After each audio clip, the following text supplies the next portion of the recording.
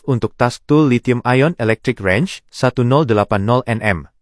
Ringkasan spesifikasi utama, torque maksimum 1080 Nm, sangat berkuasa untuk kelas bajet. Motor, brushless, tanpa berus, lebih tahan lama, kurang panas dan jimat bateri. Bateri, 15 sel, kapasiti tinggi untuk penggunaan lama.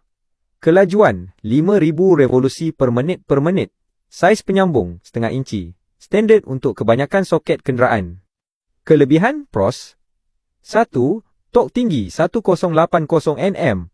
Kuasa ini sudah memadai bukan setakat untuk motosikal atau kereta biasa, malah mampu membuka nut tayar trak kecil atau van yang biasanya lebih ketat. 2. Teknologi brushless motor. Ini adalah nilai jualan terbaik. Motor jenis ini tidak memerlukan penukaran carbon brush dan mempunyai jangka hayat yang lebih panjang berbanding motor biasa.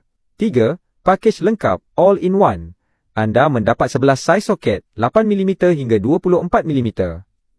Ini sangat memudahkan pembeli kerana mereka tidak perlu beli set soket berasingan untuk kerja asas. 4. Bateri 15 sel.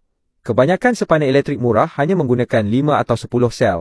Dengan 15 sel, ia memberikan punch kuasa yang lebih stabil dan tahan lebih lama sebelum perlu dicas semula. Perkara perlu diperhatikan. Cons. 1. Berat. Dengan bateri 15 sel dan badan yang agak besar, 18.5 cm x 28 cm, alat ini mungkin terasa agak berat jika digunakan dalam tempoh yang lama dengan sebelah tangan.